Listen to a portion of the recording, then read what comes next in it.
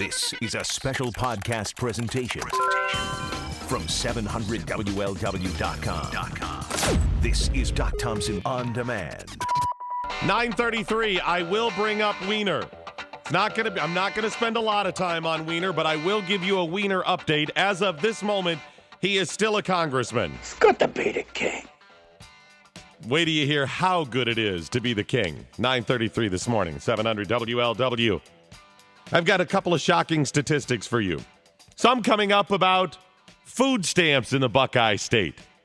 But first, we're going to start off with a HUD update and their plan to expand housing throughout Hamilton County. Green Township, as you may recall, is not the only part of Hamilton County that may get additional HUD housing. Now, Green Township was probably going to be an area that got HUD-owned housing or cluster housing. It wasn't going to be the scattered housing throughout. Because you've got, HUD-owned, then you've got Section 8, which is basically a vouchers program, where if you qualify, your rent is paid by HUD, but you can live anywhere. You can go rent a house for me. You can rent one from anybody. I mean, as long as the house and landlord and that qualify, because there are certain restrictions in that. But it's a voucher program. So Section 8 tenants, even though they can go anywhere, they tend to cluster in a couple of areas of the county. And this is the latest concern from HUD. You got to break those people up. Right now, Section 8 housing tenants, primarily in Westwood, Springfield Township, those areas. Federal officials, though, they want to make sure they can scatter them all over the place. Because if you work real hard and you've developed a nice little community, people take care of their property, they work hard, they pay their taxes, you know what you need? You need somebody who's living off the government living right next to you. That's what's good for the tri-state. That's what's good for Hamilton County. If you've got a nice little community there and you take care of your lawn and, people look out for each other's houses and there's not a lot of crime, there's not a lot of hookers and drugs walking up and down your street, anything like that, what you need is more Section 8 people. You need them living on your street because that would be good for Hamilton County. That's kind of how the feds see it.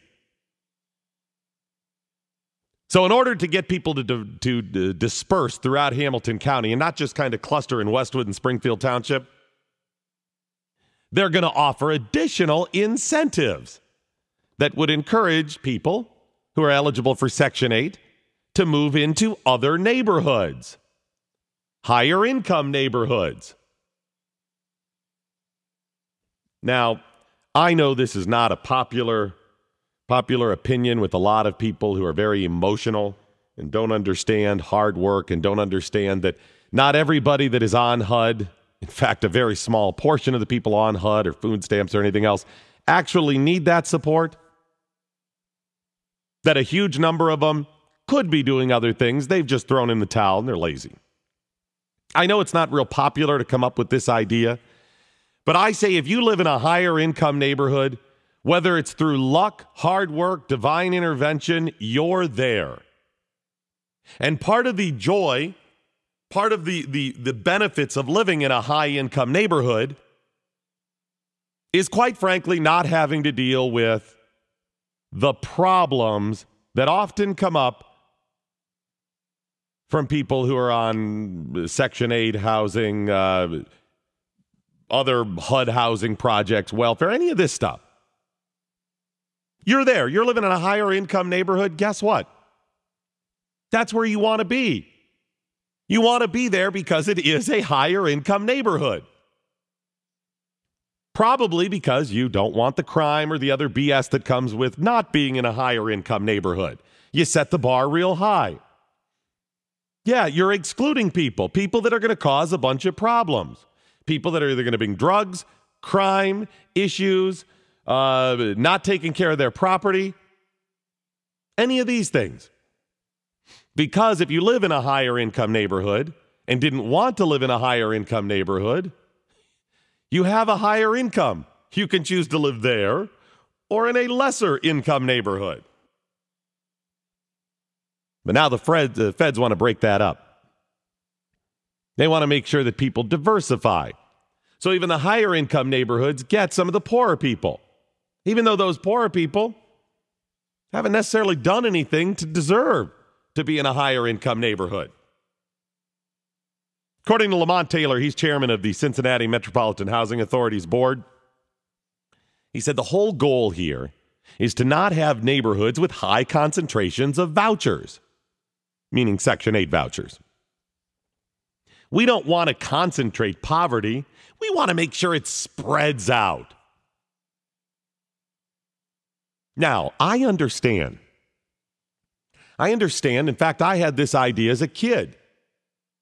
I remember being 12, 10 years old, whatever, and thinking about the problems of poverty. Yes, I know I was a strange kid. But you watch the news, you see the poor people and whatever, and I think, why don't they just spread those neighborhoods out? Why not just break up all of those housing projects and put them everywhere? Because it seems all those bad apples together causing a lot of trouble. Well, see, that's the problem. It's very naive to think that you can just spread those people out and you'll get rid of a lot of the trouble. The thinking is if you put them into these higher income neighborhoods, the higher income neighborhoods will actually raise them up. So they'll have, I don't know, greater respect for themselves and other people's property. The poverty won't bring about crime. Well, I've noticed just the opposite. That it seems to be the one bad apple will spoil the bunch. That it will hurt the neighborhood as opposed to bringing those people up. And even if that is not the case, let's say for a moment that that is the way to get rid of crime in public housing. Crime and blight and everything that goes with it. Why? Should somebody who hasn't earned it, been fortunate enough to get that higher income, whatever, why should they be living in the higher income neighborhood? On my tax dollars. On your tax dollars. That's the point. You want to move to those neighborhoods because you like it. Not that you're being a snob, that you don't recognize the problems in the world, because you know what? There's a lot of people in those higher income neighborhoods that do a lot of good in the world. But they want, when they go home to their castle at night, to not have to deal with the bogus junk that comes quite often with HUD housing. Isn't that what you want? A little sanctuary? So in their attempt to spread out poverty to help it, what they're really doing is bringing down your neighborhood, potentially, with your tax dollars and giving people something that they have not earned. So this is now the new campaign. The next step for HUD is to go after Section 8 housing, to go ahead and increase those vouchers throughout the county, and they'll probably continue to go after other parts of America as well. Increase those Section 8 vouchers and try to disperse the poverty into even some of those higher income neighborhoods. Now, in order to do this, they're going to have to encourage people to move there by offering them more, and I'm guessing offer the landlords something else so the landlords will actually allow them to come in. Because if you're in a higher income neighborhood, guess what? The rents are going to be higher. So in some cases, they're actually offering, in addition to your regular Section 8, additional help like security deposit, first month's rent. In order to help these people get into higher income neighborhoods where they do not belong, they're now going to use more of your money. This is the new campaign. Security deposits, faster inspections, other rents, all kinds of things to get more Section 8 housing throughout the county. Is it going to come to yours? I joked last week about Indian Hill. Why not go ahead and, just pay people, increase the amount that Section 8 will pay on a house so they can get into places like Indian Hill? Well, it looks like that's actually what they want to do. Now, right now, Westwood has the most Section 8 vouchers. They have about 900. Second on the list is Springfield Township. They, when it comes to Section 8 housing vouchers, have about 600. 900 Westwood, 600 in Springfield. Then comes Coleraine. They have about 580. The neighborhoods in Cincinnati with the most include Avondale, College Hill, East Price Hill, Mount Airy, those. So it looks like they're going to go ahead and try to reach out to others. There's about 30 communities or neighborhoods around Hamilton County that have less than a dozen vouchers. So you got to believe those would be the areas they would be going after first. So if you live in one of these, I would guess they'd probably be coming after them first. Terrace Park, Mount Adams, Amberley Village, Newtown, Indian Hill, Fairfax. These have the least amount of Section 8 housing vouchers. Isn't there something wrong with that? To say that people that are poor, that are asking for help, should live in the highest income neighborhoods, theoretically, with the best houses and best property and highest property values? I say if you're living in that bad neighborhood and people are not paying your bills for you and you are truly able to go out and work, isn't that then an incentive to say, boy, this sucks? Look around.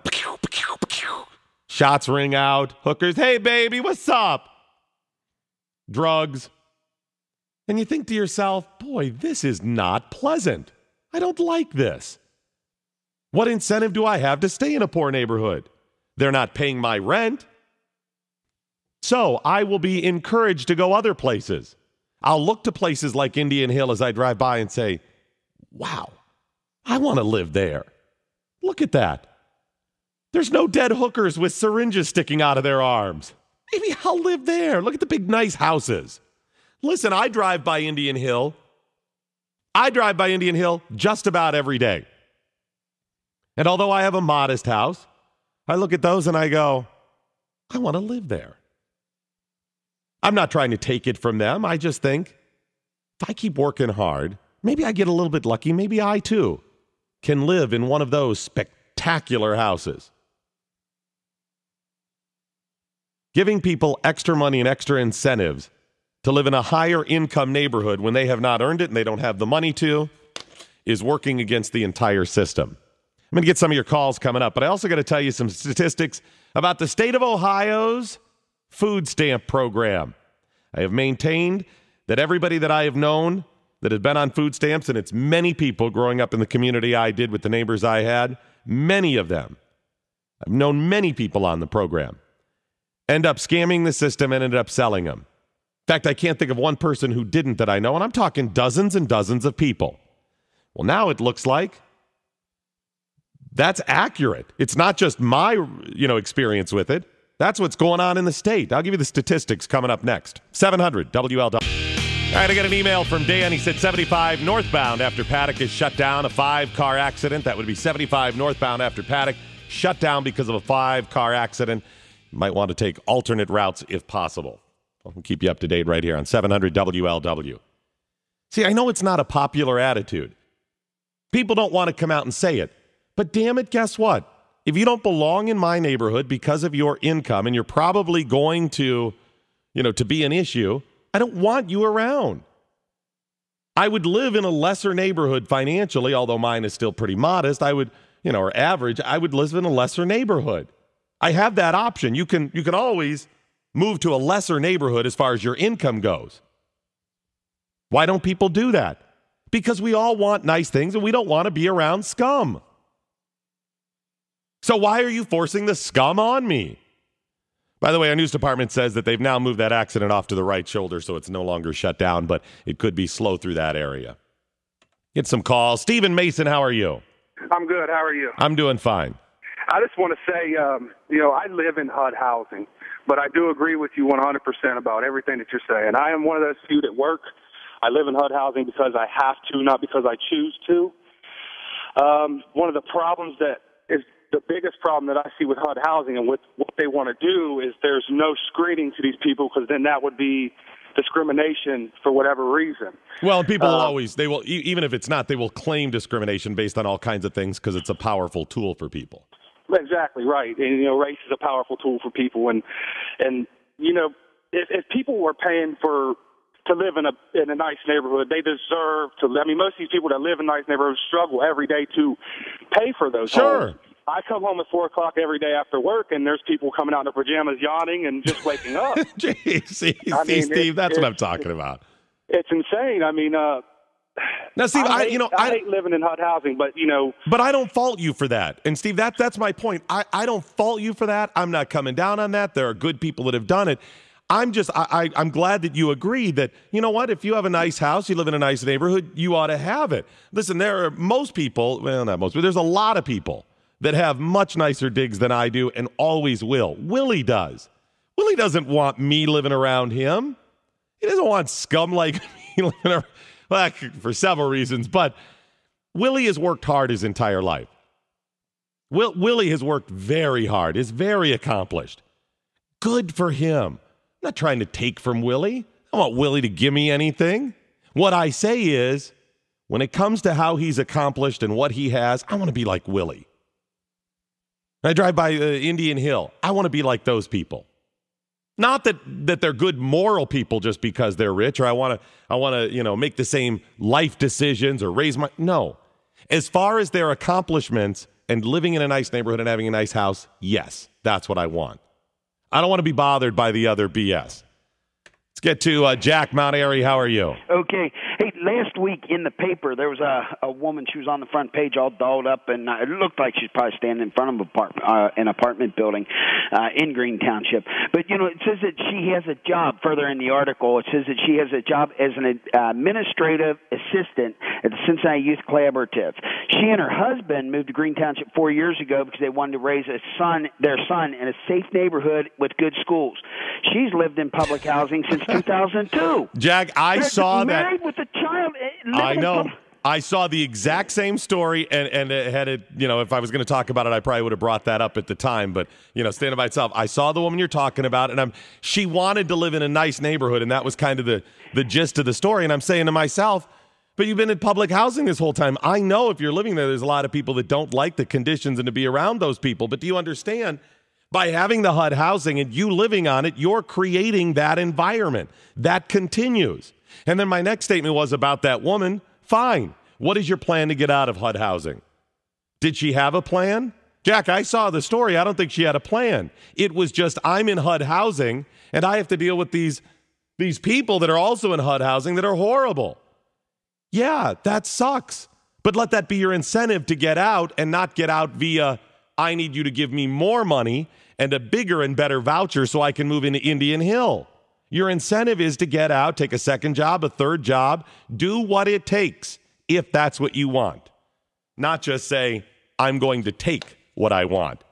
Details on the Ohio food stamp program. Wait till you hear this. It's coming up in minutes on 700 WLW. Doc Thompson at 700 WLW coming up on the big show with Bill Cunningham. The challenge for Willie and Seg to lose weight in 1 month. We'll talk about it at 106. 700 WLW. All right, we've been talking about the HUD housing. I still got to get to the food stamp story, but a lot of people have been hanging on. I want to get to Mike in Independence. How are you? Yes, sir. Good morning. Good morning. I agree wholeheartedly with what you're saying. Me and along with a lot of other people have worked very hard to get where we are. And I just think that the people who are having tough times, we have systems in place to help them, but if you constantly keep just giving things to people, you don't help encourage motivation, self-improvement. Why work hard if the government's going to keep giving you stuff? I just don't agree with constantly giving handouts, but I do agree with helping people along in life, and that's what the systems are for. But unfortunately, our systems are there, and people take advantage of them, and they don't care about growing personally. They just want to keep taking the handouts. And we've got many levels of incentives, Mike. You're right. That's what it comes down to. Number one incentive is, and used to be pretty common, that when you go by a nice house or a nice neighborhood or you see people with a nice car, you say, wow, if I work hard, maybe I can have that. And then the other side of it is, wow, this place that I'm in sucks, and I don't like all the shootings and the hookers and everything else that are around my neighborhood, so I want to get out of this neighborhood. But if we don't allow those incentives to work, and you tell people, we'll not only give you money for your house, but we now want to get you out of that bad neighborhood, so we're going to put up even more taxpayer dollars so you can move into a good neighborhood. Why would any of us work, Mike? We should just quit today. Exactly. I mean, I agree. I mean, I'd rather see my taxpayer dollars go to help those people, possibly with education, versus just giving them, money to live in a nicer house. Well, and I agree with you there. The problem is we have been giving that money to education, and that's the reason issues like SB 5 are so important. We hand money just over and over and over when it comes to education. We just funnel money into education, and we are not seeing the return on our investments. Now, union's only one piece of the puzzle, but it is one piece of the puzzle. When it comes to the government workers and SB 5, everybody had a meltdown. How dare you talk about them? How dare you? You're being insensitive. You don't understand how they work. And as I said, it is a piece of the puzzle, but it's only one. We funnel money into education, and it's broken because we have the same politically correct nonsense and agenda-driven education as we do when it comes to public housing. You can't call people out for screwing up. You can't say that person's doing wrong. You've got to walk this political correctness tightrope. And the same thing when it comes to education. Start calling neighborhoods out and people out and teachers out and administrators. You're not getting the job done. You got to go. None of this blanket of protection because you work real hard, your hands are tied. And the same political correct nonsense comes when, and Willie was talking about this yesterday. And this is the thing that Paul Doherty attacked me on the air months back. When I dare to say that if you have a special needs child, you shouldn't get the extra money to educate them. And if we are going to do that, we should put all of them in the same place so we're not duplicating the services and equipment needed in order to take care of them. And everybody was outraged. The American Disabilities Act, I know that exists. I'm not saying it's not the law. I'm saying it's a ridiculous law. All of these things go into our problems. But the blanket umbrella, or the blanket issue, is political correctness and people not willing to take up the cause of tough love. Some statistics for you. The first 4 months of 2011 in the state of Ohio, just the first 4 months, Ohio paid out in reimbursements to grocery stores and other businesses for food stamps $986 million. 4 months. $986 million in just 4 months. Almost $1 billion. We're on track to be almost $4 billion just in Ohio. The average monthly participation in food stamps program, it grew 44% in Ohio last year. Now, I want you to keep those numbers in mind. When I tell you that new reports out say that the state has replaced in the last 2 years almost 500,000 food stamps cards that were reported stolen or lost. Almost 250,000 of them a year. The state has been replacing almost a quarter of these EBT cards. Over the last couple of years, Ohio has had about 2 million active food stamp accounts. We're replacing almost a quarter of them to people who say they were stolen or lost. And even though they were stolen or lost, a lot of them still got used. Imagine that. The fraud and corruption in the food stamp program is outrageous. In fact, it's not just me. I mentioned I knew a lot of people growing up. Relatives, people in my neighborhood, friends of our family that were on food stamps. I grew up in a depressed area, Ashtabula County. Lots of people. And I hadn't thought about it until my sister pointed out. She goes, everybody I've ever known, was cheating, selling their cards, their food stamps, whatever. I thought about it, and I'm like, son of a gun, you're right. But it's not just me. It's not just my sister saying that. Timothy Slusher, He pleaded guilty last month to felony charge of illegal use of food stamps. What he did is he stole his sister's food stamp card, and then he took it to Trotwood, Ohio, and used it at a market there. And he got nailed. He said, everyone I know, this is him. Everyone I know who gets food stamps sell some for extra cash because they ain't got no work and they ain't got no money. According to him, it's quick and it's easy and everybody's doing it. He said he can barely walk down the street in his neighborhood without someone offering to sell him their card or someone else's.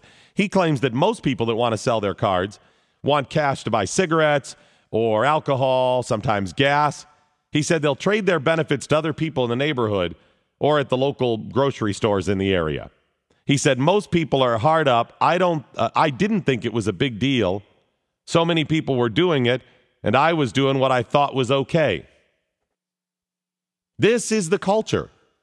Now, he may have thought it, deep down, he may have thought and known that it was wrong, but it's not a big wrong. Everybody's doing it. Therein lies the rub. There's the problem. That the culture has taught people that it's okay. It's fine to sell this stuff. It's fine to sign up. Instead of saying, you should be ashamed. You should be that you're relying on somebody else when you are able-bodied. And it's not about there ain't no work. There's just ain't no work that's paying what you want to get paid.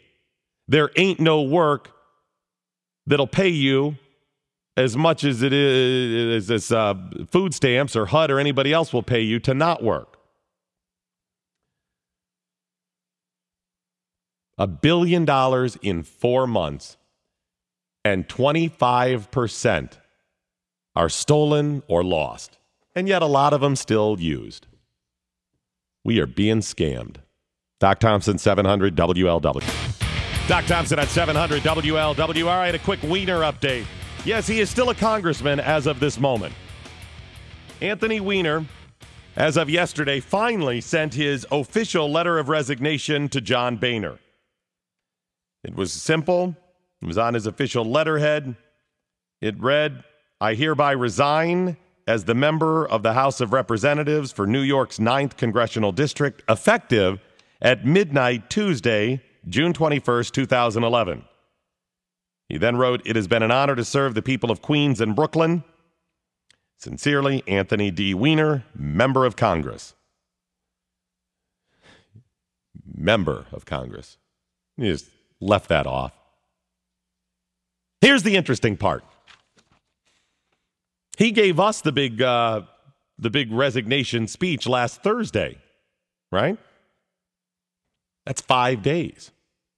Why did he wait till tonight at midnight to resign? He could have left on Friday, right? What's he doing? What I think he's doing is just collecting money. The congressmen, in fact, all members of Congress, make on average about, if they worked 7 days a week, which they do not. But if they worked 7 days a week, they make on average $500 a day. So it'd probably be, their regular salary would probably be more like $700-800 a day. But let's say it's about $500 a day if they work 7 days a week. That's 5 extra days. Anthony Weiner, just by staying in that long, those 5 days, is going to make an extra $2,500. It's good to be the king. Now, that may not sound like a whole lot of money, but this is a guy that at this point needs a job. He's not an attorney. He's going to struggle. His name isn't the best right now. He may find something within a month or two. But taking that extra $2,500 when he could have just left. Now, he also is vested in his pension. According to the Conservative National Taxpayers Union, they estimate that his pension could be worth over $1 million. There is a rule that says if you resign, if you are convicted of a felony even, you will still get your pension. Former members of Congress, both the Senate and the House, if they resign, if they're convicted of felonies, will receive their pensions. They can basically do what they want, and they're still getting their retirement. It's good to be the king. $1 million is what he could get. They say if he retires at 56, $1.12 million. That's what he will receive in total compensation in his pension. It's good to be the king. At 56. That's only 10 years away for him. On top of making $180,000 a year in Congress and all kinds of other things, in 10 years, he could cash in and start taking that $1.12 million. If he waits another 6 years, he'll get $1.3 million. It's good to be the king. Yeah, it's good to be the king. A bizarre love triangle out of Medina, Ohio at 11:33 this morning. Oh, this one is bizarre. Bizarre love triangle. This is, yeah. You know, another place we might be able to save a couple of dollars. Another place you could save a couple of dollars. Maybe if our elected servants didn't take all of these trips. Now, the story I'm about to share with you is not directed solely at the person who is taking the trip. I'm going to tell you how ridiculous this one is, but I don't care who's in office or who's in what office. You don't need to be taking these trips. You don't need to be doing it on the taxpayer's dime. And I have said this with many, many presidents, many congressmen and senators. My criticism of this knows no party affiliation or agenda other than they don't need to take these trips, and we are in debt, and we can't afford them. The latest is a week-long trip by First Lady Michelle Obama. She is taking a week-long trip on the taxpayer's dime to Africa. It's good to be the king. And what is her agenda? Why is she going to Africa? I mean, she's not elected, so why is she going to Africa? We are paying her to take this trip and all of the security that goes along with it and the staff members to go to Africa to spread goodwill. It's good to be the king. Spreading goodwill for the millions upon millions of dollars it's going to cost. Is that a priority right now? Because, you know, as I'm starting to prioritize stuff, goodwill, not that big of an issue. I'm thinking people who are hungry, people who can't get jobs, the unemployment rate, all of these things at home might be, you know, money better spent. Now, the trip is already provoking disappointment. No, not from Americans. It's provoking disappointment from Africa advocates. Yes, some of the people in Africa are arguing that President Obama, whose father was, of course, Kenyan, hasn't devoted enough time to the continent since winning the presidency. In fact, the public outreach director of Trans-Africa Forum argues that U.S. officials are not seeing Africa as a big priority, that there's been some ambivalence. Yes, it's not a priority. Neither is Asia or Europe or anywhere else. The priority is America, ding-dongs. She's going on a week-long trip for no reason. Goodwill, that's just manufactured BS. Spending the millions of dollars, and they're still not happy, saying Africa's not a priority. It's good to be the king. Not a priority. Well, I would have to say, if they're still saying it's not a priority, then they have just made my point. If this Trans-Africa Forum director, whatever, if he says that Africa is still not seen as a priority, even though the First Lady is spending a week there on our taxpayer dollars, it's good to be the king. Then why are we going at all? It's not going to do anything. She can't spread the goodwill. Her one task, her one mission here is to spread goodwill, and she is already hampered by the people there that are saying she hasn't devoted enough time. So let's cut our losses and save that money. It's good to be the king. More tax dollars so the First Lady can take a trip. Doc Thompson on the home of the Reds, 700 WLW.